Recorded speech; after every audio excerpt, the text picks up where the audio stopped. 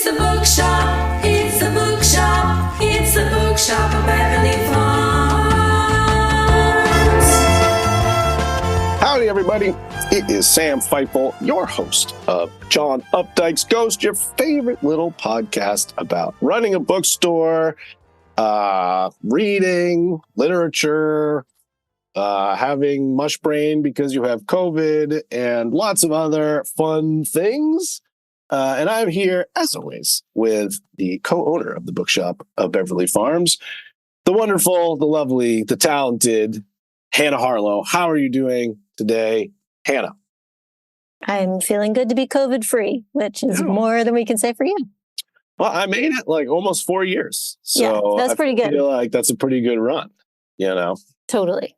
You should feel good about that. Yeah. And the way that I know it has been 4 years is that we just celebrated at the bookshop, Beverly Farms, our 4-year anniversary, which we sure did. Which, you know, we opened like, I don't know, 5 weeks before the big COVID shutdown. So it's easy to remember when it was. So happy anniversary to us. Huzzah. Happy anniversary to us. We're so great. We are great. I was just thinking about how great we are. So tell me, Hannah, co-owner of the bookshop of Beverly Farms, what is one thing that you were not expecting about running and owning a bookshop when we entered into this crazy, wild endeavor 4 years ago last week? I don't know. That's a tough one. I mean, there are, I'm sure, many things. They all seem like they're like lots of little things that add up. One thing I've been thinking about lately is getting frustrated with publishers because I go to receive a box of books that arrive in the mail and I can't find a packing slip. And so then I have to like log into a portal and blah, blah, blah. And it always reminds me of going to this trade show called Winter Institute, which is kind of an annual trade show for booksellers that I am attending next week as a bookseller. Yeah. But like 5 years ago, I attended as a publisher. And we sat at these round tables with booksellers where they, you know, could kind of, it was like an AMA, ask me anything. Mm-hmm. And they sat there complaining about my company that I worked for at the time, that why couldn't they just put the invoice in with the box and like blah, blah, blah. And I really had no idea what they were talking about. And I let the sales rep I was with like handle that question. And in my head, I was like, yeah, what's so hard about putting the invoice in? And now I receive these boxes with no invoice and not like, because you can have the invoice in there with the invoice total and then you don't have to look anything up. Some publishers can't handle that and they have a packing slip in there and then you go look up your invoice total and blah, blah, blah. I know nobody cares. No one cares. Who's listening to this. But I don't know. Now it all makes sense. And I think about how I'm going to go to a round table next week and I'm going to say, why can't you just put the frickin' invoice at the top of the box? And then instead of at the bottom, so I have to unload all the books before I find the invoice, and it makes a big mess, and it's a small store. Anyway. Yeah. I would say, you know, you are closer to the administration of said bookstore than I am. But what's one thing that surprised you? One thing that has surprised me is that the publishers don't seem all that interested sometimes in making it easy to do business with them, which is exactly what you're talking about. Like that is very surprising. You know, you would think, like, I've covered as a journalist like many different industries, like lasers and security systems and privacy and all that sort of stuff. And there's always like this chain to market that starts with whoever the manufacturer is and ends with whoever is making like that end sale.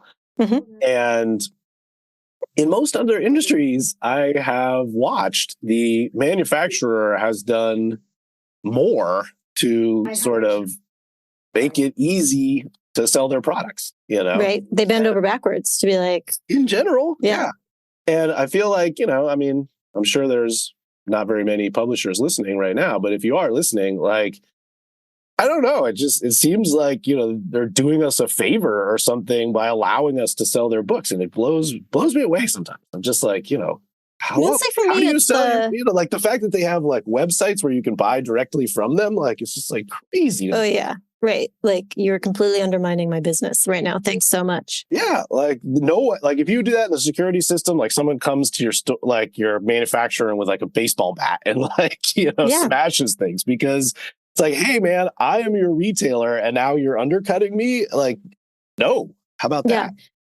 that? I mean, for me, it's the thing that always boggles my mind is like, why don't you make it easier for me to pay you? Like you don't want it? It doesn't make any sense. Baffling. But the other thing is just constantly being reminded that indies are at the bottom of the totem pole, even for publishers, because, we're less than 10% of their business. So it's like, why would they make it easier for us? Like we don't really ultimately amount to that much dollar amount for them. It's a self-fulfilling prophecy though, that Right. so, we know we're Totally. 10%, so they don't pay attention to us. So we're 10%, so they don't pay attention to us, But in terms of like driving the conversation, it's like when you're online, you don't see like Borders posting a bunch of like cool book content or whatever. It's always especially because they haven't existed in conversation. 20 years. But yes, Borders is not talking about books.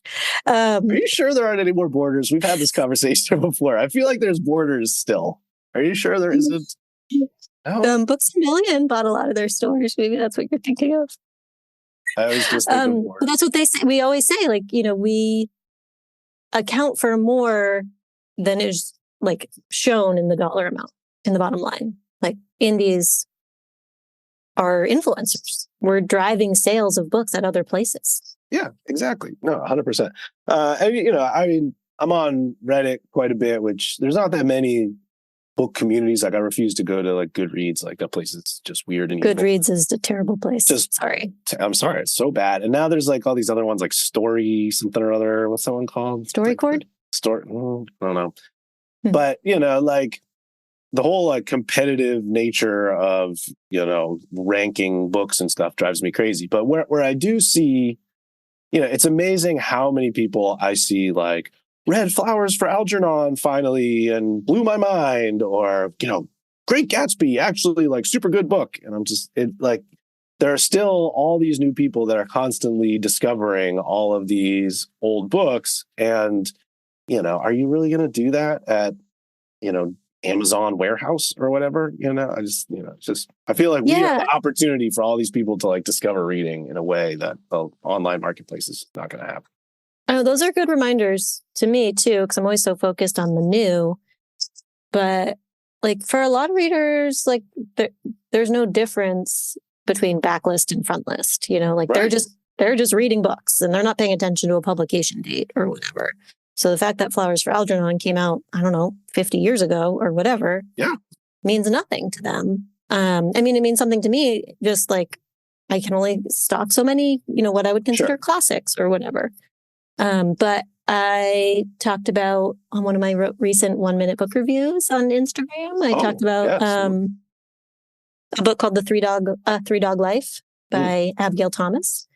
When that book came out like 20 years ago. But Anne Patchett was like, she does these videos for her bookstore Parnassus, and she was talking about that book. And I was like, oh yeah, the book's awesome. So I talked about it too. And like most people hadn't heard of it because, even though it did really well 20 years ago, like you still miss a lot of people. Yeah. There's one of the bigger subreddits on Reddit it's called Suggest Me a Book. And people go on there and they're like, I want a book like this. Right. Mm-hmm.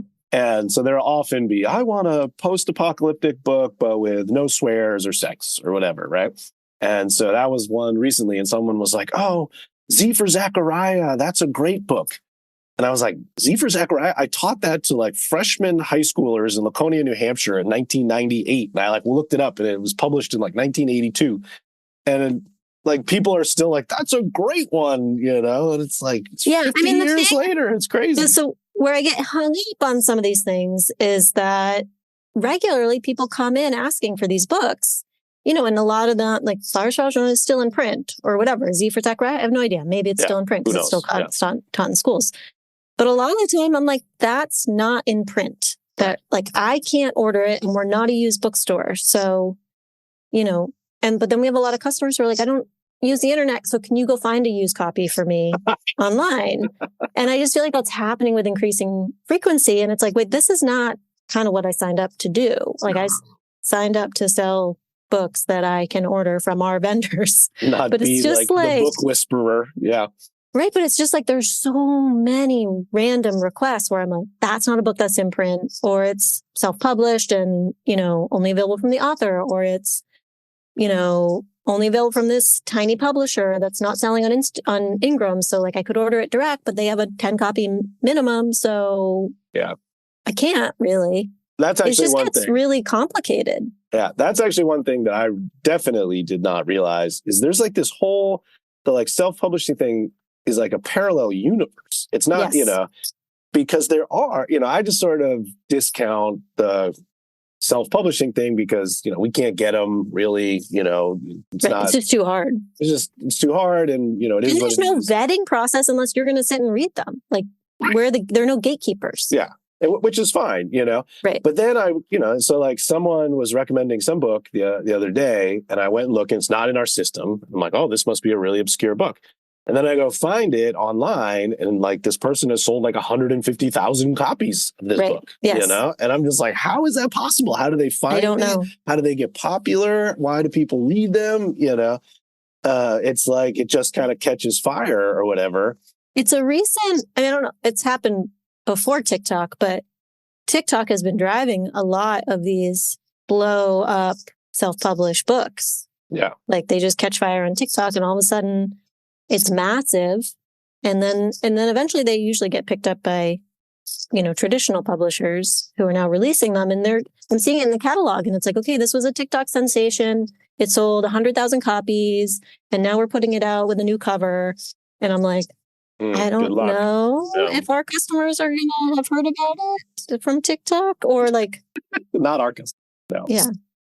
So it's just with so many books out there, it's hard to. Yeah. And I think you be everything. I don't do any of it. I think you have done a good job of not like chasing popular books and just like trying to find books that our readers will like, Yeah, I obviously fail sometimes, but I try my best. Every once in a while. All right, let's get into what we're reading. I have been just reading comfort books for the past 2 weeks, been really. Sick.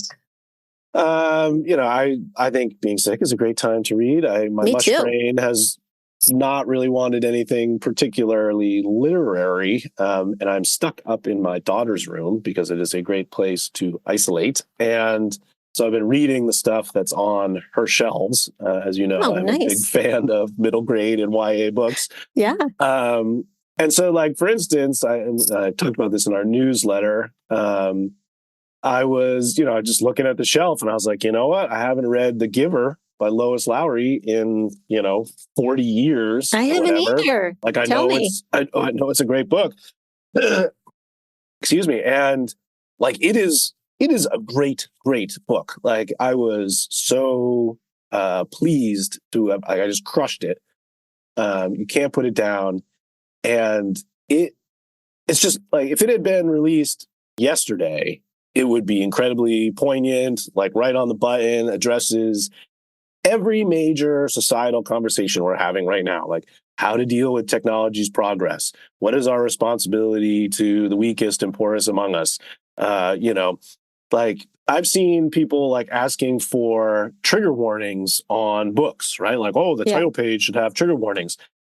The Giver is right on top of that. Like the whole sort of theme of The Giver is that this society has smoothed out all the edges of society so that no one will ever be faced with discomfort. No one will ever be faced with, any difficult intellectual challenges. Everything will just be easy and completely smoothed over. This idea of sameness, right? And they don't allow this little society in the future, they don't allow any metaphorical speech, right? Because like, whoa, what do you mean? Like they don't tell each other that they love them. They don't, because what does love mean? I enjoy your company, but love, what is that? Let's use precise language now. That doesn't make any sense. And it's so much of this like trigger warning and speech is violence and, being uncomfortable in a situation is oppression or whatever this, and the way that she navigates that conversation where this the giver, the title character, is basically the keeper of uncomfortable thoughts.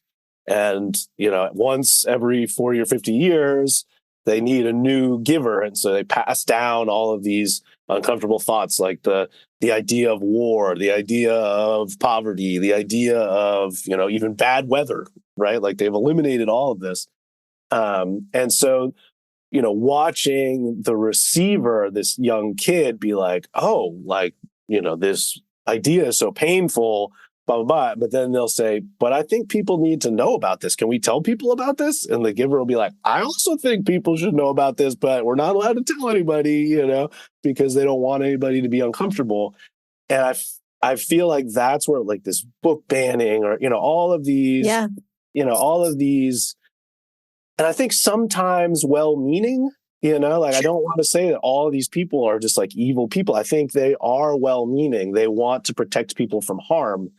But at some level, if you are constantly protected from harm, there's no way to learn about yourself. There's no way to, see bad things coming down the line. There's no color or nuance or anything. Right. Well, I think it's a just question. The way she nails it's just so impressive. I mean, it sounds amazing and sounds like I need to reread it because I remember very little of what you just said. But I do think it's a question I think about as a parent regularly of like, okay, well, when do you tell your kids about 9/11? When do you tell your kids about the Holocaust? And, like you want to keep them happy and carefree for as long as possible. But at some point that's detrimental to their existence in this world.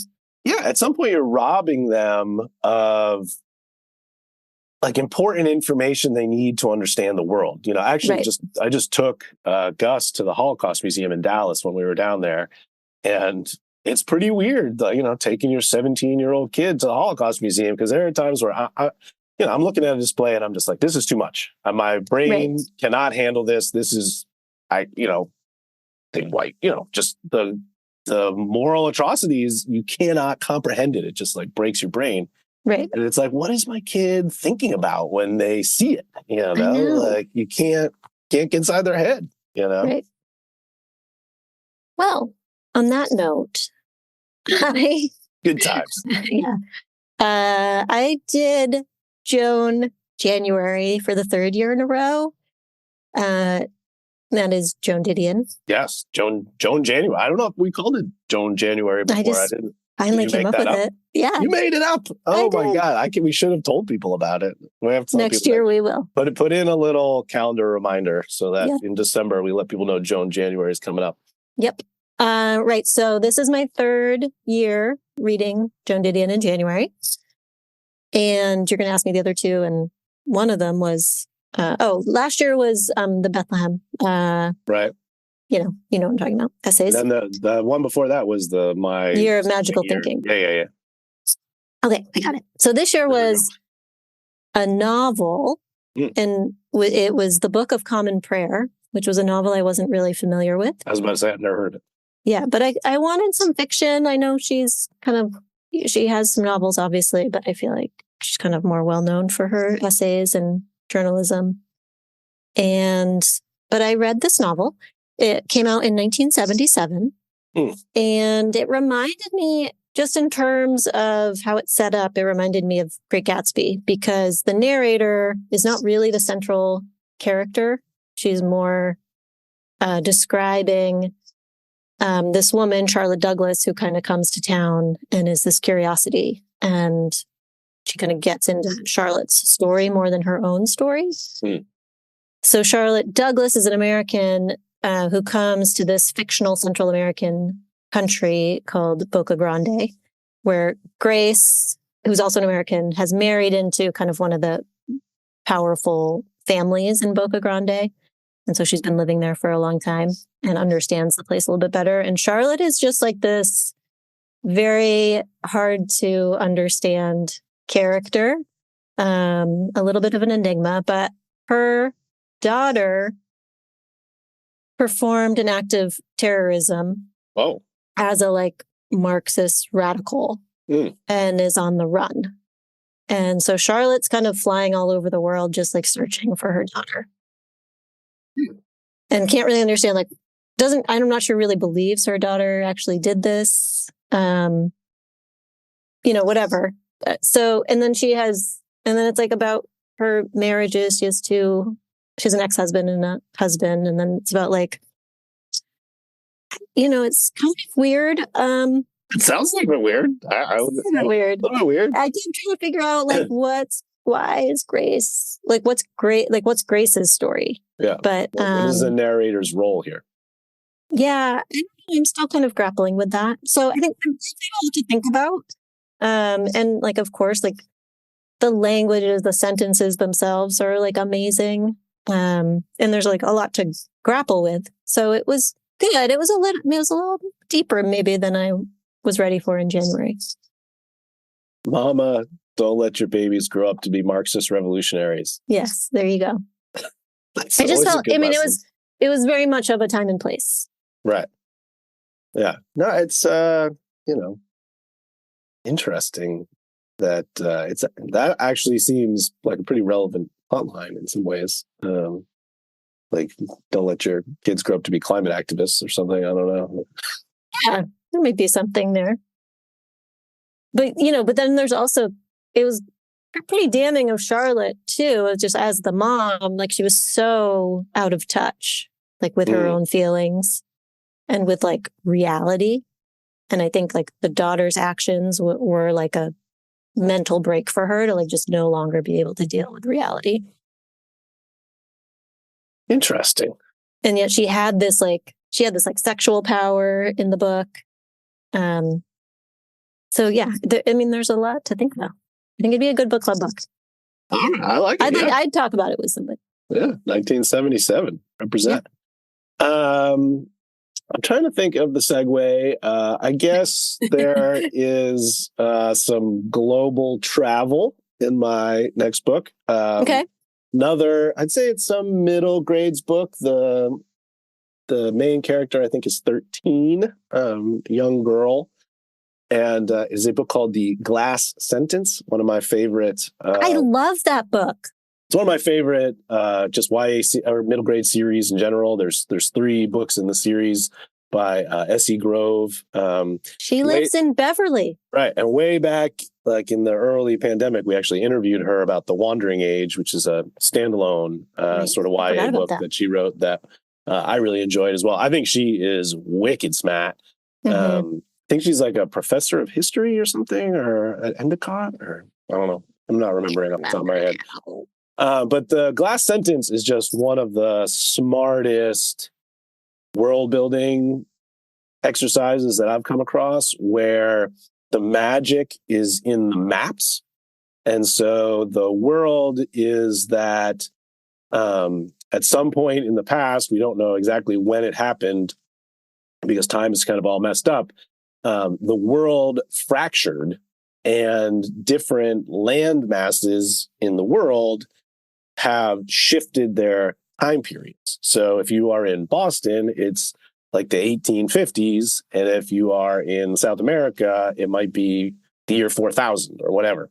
It's amazing. It's such a good idea. It's such a good idea. And so this whole idea of how they travel between ages, and it's the age of exploration, and what they don't, you don't know what age it is over there. And some people go there and they don't come back. And it's like, right. Well, so the main character, her parents were explorers, right? That's and they're lost. Yeah. And so in the first book, which I think is the best of the 3, I think the other 2 are also really good. But what is it? The Crimson Screw and I can't remember. But what's cool is discovering the way that people are using these maps to document memory, and how it just plays with how sort of unreliable everybody is, despite the fact that they were there. Just because you were there and you have memory of it doesn't mean you actually knew what happened. You just know the little view that you had. So they collect all these views, and won't give away the finale or whatever of this first book, but it's just really, it's a really good time travel book as well. Like, I find it very satisfying the way that,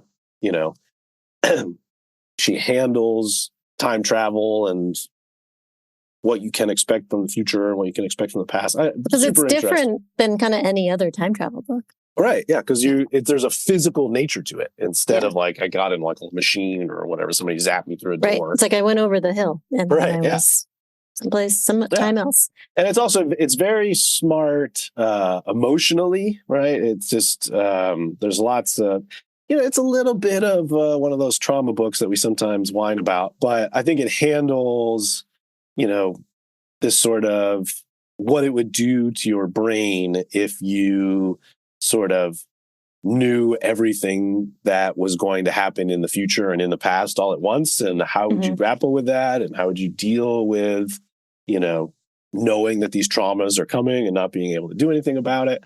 But just in general, people are looking for a good book to give, like, their 7th, 8th, 9th graders or whatever. I think upper middle grade. Super fun read. Or younger YA. But I also love, it's such a common trope in young adult middle grade fiction to, have these orphaned kids kind of searching for their parents or, dealing with the ramification of like lost parents, which is reminding me over the holidays, I was trying to recommend books to a uncle or a grandparent or something. And I was like, in this book, the parents are dead and then da-da-da-da. And in this book, the parents are dead and da-da-da-da. And like, he was kind of like, are there not any dead parents? Yeah. And I was like, but he, I know. But it's just. In this one, the parents are just missing. We don't know that they're dead. So there's at least some hope, and it's not just like, they died in a car crash in the end, I have a zero segue for my next book. It is very different, and it's called A Love Song for Ricky Wilde by Tia Williams. And it's coming out in mid-February, just in time for Valentine's Day. I think it's like a great Valentine's read. It's a love story. I listened to it, had a great narrator, and when it started out, I was like super into it. I just thought the dialogue was great. The relationships were great. So Ricky Wilde is the main character, and it opens with like this like toxic family dinner. Where, she has 3 older sisters, and her parents are super successful and wealthy. Her dad is like, this kind of business guru, and they own now a chain of like funeral homes. And she just and they all gone into the family business. All the sisters like run a franchise. And very Ricky's weird. I actually saw a big newspaper story on women getting into the funeral business. It's a new trend. Okay, well, this is on trend then. So Ricky doesn't want to get into the family business. She has this secret dream of opening a flower shop. And so she gets the courage up to tell her family. This is the opening scene. And the family is just so mean and horrible, but also it's amazing. Just the dialect, the scene is amazing. And I was like, oh my God, this looks great. And so Ricky ends up just decamping to Brooklyn, where she opens her flower shop. And it's I liked it because it was funeral adjacent anyway. It is. Yeah. And she gets adopted by this older woman. So there's this nice kind of found family storyline. And then there's the love story, which is there's this guy who just kind of keeps appearing and they keep running into each other, but it's he says super weird stuff. And Ricky's always really been bad at relationships. And so then there's I will say there's a kind of secret that I'm not going to say exactly what it is, but there's a supernatural element of the storyline. Little magical realism here. There's a little magic, and it works. I think they don't advertise it because I think they're afraid it might kind of turn people off. I'm not sure. And it did. I kind of was but ultimately I was okay with it, and I think it still, creates a really good storyline about soulmates. Are we talking Motherless Brooklyn type of magical realism? There's a little magical object, or are we talking about ghosts? No, we're talking about some voodoo magic. Oh, voodoo. There you go. Okay. Yeah, let's just say that. Yeah. There's also voodoo. Yeah, I've got a great transition there. Okay. There's also voodoo. So I don't know if it's my state of mind, but so I tried reading the Devil Makes Three there, the Ben Winter. I mean, Ben Winter is an author. Did he write that book? I think that's him. The Dallas guy, right? I'll Google while you keep talking. Go ahead. And so I tried to read that because I bought it in Dallas, and I was like, okay, I'm going to read it. I finished. Oh, Ben Fountain. Ben Fountain. And I tried reading it, but I just, I went in having no idea what the book was about. For some reason, I thought it was like Western because I got it in Dallas, and he's like this Dallas writer. And so it took me a super long time to orient, but it is all set in Haiti during the Aristide coup, which I didn't know, like the 80s, I guess. Yeah, it's a little out of left field. Right. And I was like, oh, we're in Haiti. Okay. And it's about like this American, like 26-year-old dive instructor who gets convinced by a Haitian, like rich family, like one of the like Haitian, landed gentry or whatever, who's like rich and lives up on the hill and atop Port-au-Prince, gets convinced by this guy to come and open up a like dive operation in Haiti as part of like, hey, it's going to be the Haitian, Renaissance or whatever. And a little ways into his,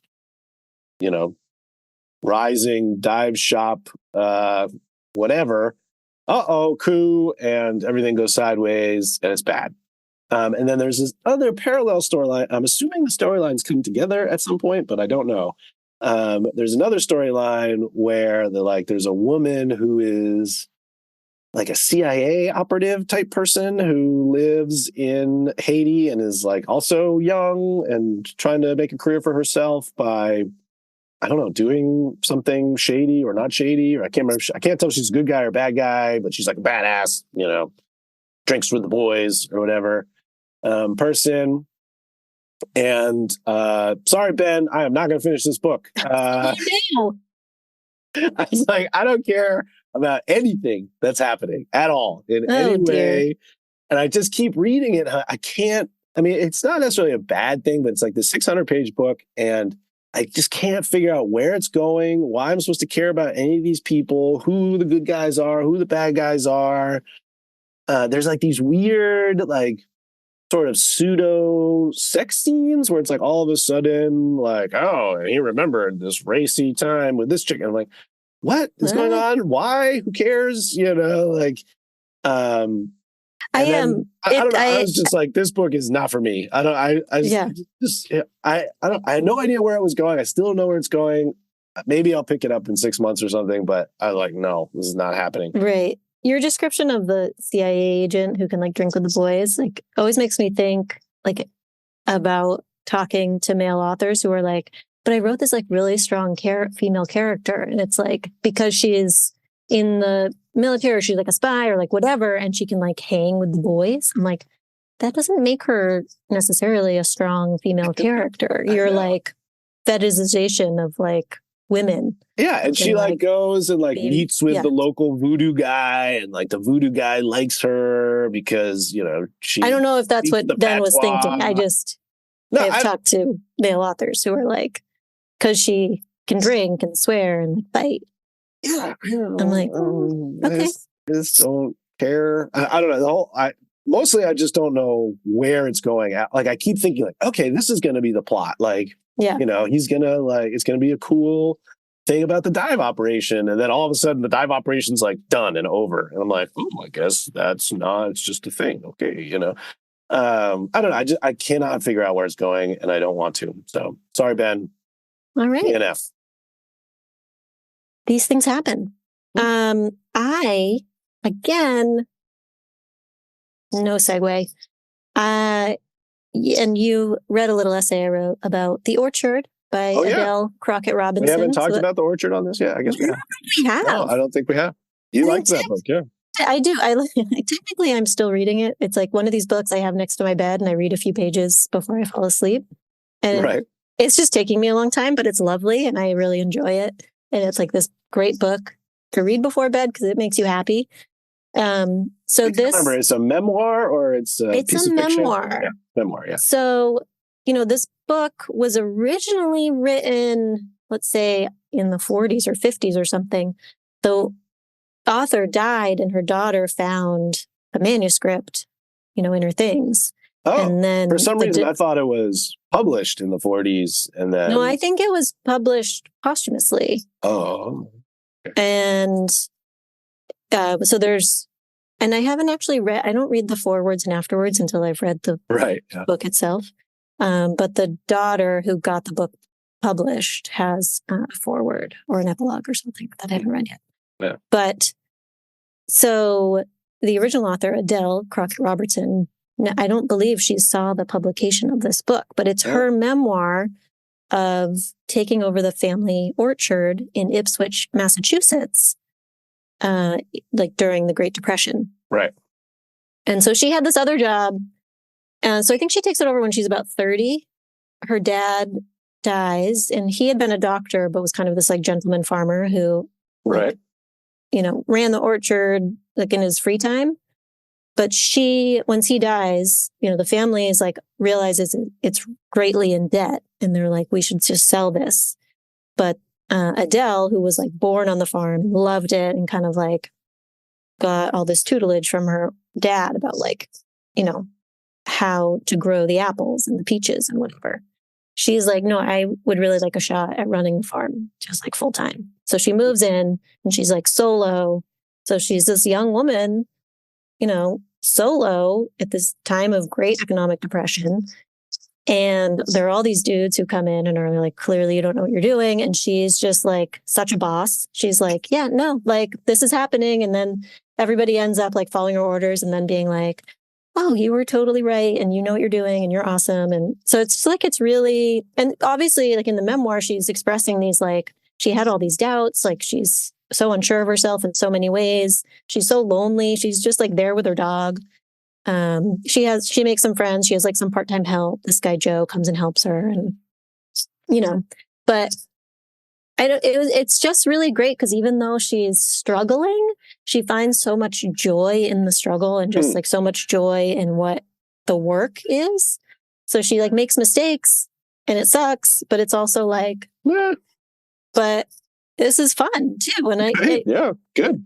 And I related to all of that on like the bookstore level of like, yeah, I took over this bookstore. I had kind of no idea what I was doing and I'm figuring it out on the way and I've made mistakes, but like at the end of the day, I'm really glad I'm doing it. Yeah.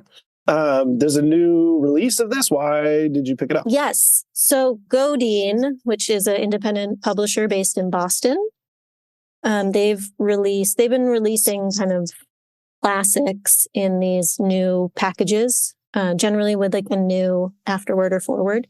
So this one has an afterword by Jane Brox, who we love. Oh yeah, that's right. Yeah, cool. Yeah, so they're nice and like it's just like a nice package, and the covers all kind of so they have a look. They have like a Godine classics look to them. Yeah. But so yeah, they put this out last year, and I think they did a good job. It's funny. It reminds me of the orchard in North Woods, which is run by those two sisters. Oh, I haven't actually read Northwoods. Even I know. Most of the heft of the story is about these two sisters who grow the best apples in all of Massachusetts. So I don't think they were contemporaries though. They were in the 1800s, I think, when they were selling their wonderful apples. I don't know. Yeah, Adele's always talking about how like, their apples and peaches are like super high quality and they, take great pains to make sure they're of like the highest quality, but obviously it means they need to spend more money. And so they need to make them more expensive. And the farm down the road is just like a mass producer and like undercutting them. Yeah. So that's one of my, I read a lot of these, like actually, I think it was in Murtaugh or whatever. Like I read a lot of these, fantasy books where people are, on long travels with just their horses and they have to have like their tack or whatever that they eat. And they're constantly eating dried apples. And I'm always like, how exactly does that work? What is a dried apple? What does it taste like? You've never had a dried apple? I don't think so. No, like you just dry the apple and it gets all desiccated and then you eat it? Like, that was terrible. Much. I mean, you can flavor it. Like, I feel like you usually add some like cinnamon somehow in the process. And I like, guess maybe I've they had end like up dried kind of apples in a little sweet. packet or something. Yeah, I'm sure you've had. They're kind of delicious, I think. But every time they're like, "Oh, I pulled out a dry apple," and I'm like, how do you eat this dried apple? What's happening? I always think that about tack. I don't. What is tack? There's always like, some dried meat and some It just sounds like hard to biscuits. chew. Yeah, like hard it tack. hurt your teeth. Yeah. I don't know. I'm glad that I don't have to travel long distances with just the food that's in my horse's pack. Well, I actually have shifted into, I'm reading The Secret Commonwealth right now by Philip Pullman. It's, another big, long comfort book because That's fun. And you've read that one before. Oh, yeah. Obviously. I have COVID rebound. So I'm going to be up here for another 3 days. I might as well read some more Philip Pullman, which every time I read it, I get something more out of it. His books just turn on themselves so coolly. But what I'm really vibing on right now is, it's really a treatise ultimately on sort of this tyranny of reason and this idea that, I'm just looking at this in calculated fashion and detaching my emotions from it. And the obvious counter is, well, emotions are what make us human. So if we're not considering emotions, then what are we doing? And what's the point, Right. And that's really resonating with me right now. I think right now in popular culture, there's this kind of pushback. This pendulum has swung really far into the, you hurt my feelings, and now there's this big pushback, like, reason and logic are taking the day. It's like, well, let's not go too far in that direction. Right. I don't have any other like full books to talk about. As I mentioned at the beginning of this episode, I'm heading to Cincinnati for this Winter Institute trade show next week. And publishers bring lots of authors, and mostly they're authors with books that are coming out this spring or summer, or even the fall, maybe. Oh, so we'll have a bumper crop of future things to talk about. Yeah, so I'll be picking up lots of ARCs. And I've been invited to a dinner with Abrams Publishing. Cool. And there'll be 3 authors there. So I'm trying to dip in to read at least a little bit of those authors' books. So when I meet them, who's going to be there, I bet? I saw Paolo Bacialupi, I don't know how to actually say his last name, has a new book coming out. His ARC just got released. So if you see, he's my favorite, like, literary climate author. I think he's yes. I have ordered that book already. Oh, you have? Oh, good. Yeah. I don't remember seeing his name at the show. There might be a galley there, which I will try to grab for you. Right. It seemed like it just came out timed for the Winter Institute, so I thought maybe. There's I think I've handed you the book, The Ministry of Time. Yeah. That author's going to be there. We still haven't talked. So we're going to talk about that book. A little talk about that next time. Preview. Yeah. My COVID brain is. I'm going to have to maybe read that. Yeah, too much. Also, don't miss. Put it on your calendars right now on March 10th, I believe. Yes, March 10th. March 10th, we start our Sunday salon at the Hastings House here in Beverly. First up, we are going to be talking about the first basically female surgeon to mix things up here in Massachusetts, big founder of children's hospitals. Her name is Susan Dimmock, I believe. That's the author, right? I thought that was that's the doctor. I'm pretty sure. They're both Susans, the author and the doctor, but I think Dimmock. Very confusing. I'm almost positive that Dimmock is the doctor. Okay. No? I see you Google. You're right. Oh, Susan Wilson is the author. I'm wrong. That one right. I was so sure. Dang I never get that right. I'm always wrong. Susan Dimmock is the doctor that we're going to be talking about. And we're just going to use that as a launching point to talk about, the decisions we make in healthcare. And I think Massachusetts considers itself like the healthcare capital of the world. And it's also Women's History Month. So I think there'll be some talk about, progress women have made over the centuries. Harvard Medical School didn't let her in. She had to go all the way to Vienna to get trained. So dumb. And we're working on the other two. I know that we do have the May one settled We down. do have May booked. I believe it's May 5th. I have not put it on the website yet. It's on my April list. 7th is the other one, I think. And I'm making progress on finding someone for that, but let's not get too far ahead of ourselves. Right. I'm excited for the May event. Yeah. And also I'm getting excited for the Newburyport Literary Festival that is coming up in April. We're going to be hearing more about that. And do we have anything else coming up? I don't know. Now you're stressing me out though. So. Oh, well, Thinking about all that needs to get done. Oh my God, so much to do. So much to do. Make sure to come in. We actually bought advertisements to promote our amazing February Valentine's Day stuff. You can come in and get a blind date with a book. Hannah has many recommendations for good romance novels. And, just imagine how much your desired significant other is going to like you if you deliver to them a book that just knocks it out of the park for their personal reading pleasure. They will think to themselves, I really like this person. I want to spend more time with them. They are thoughtful and caring. So you should come in and Hannah can make sure you get a second date. It'll be amazing. No pressure. Actually, we're going to guarantee that right now. If you come in and get a book from second date, guaranteed. First date, we guarantee you will get a second date. I'm saying it right here, right now. Just imagine how thoughtful you will seem. Let's see how many people listen this far. It's going to be tons. Test. It's going to be lots.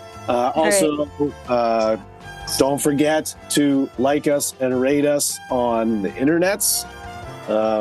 Click the little star button on your Spotify. Share with a friend, or just forward it to a Forward friend. it to a friend. That would be amazing if you would do that. We're supposed to say those things at the beginning before people have clicked off, but that's okay. We're still learning here on episode 60. Actually, if you're still listening, I think this is episode 60 of the Bookshop. And if you're still listening, you really love us, and you're the people who would forward this to a friend. So just do it. 100%. Hi, Mom. All right. I have to get back to the store. I'm actually live from the bookshop, and customers wait.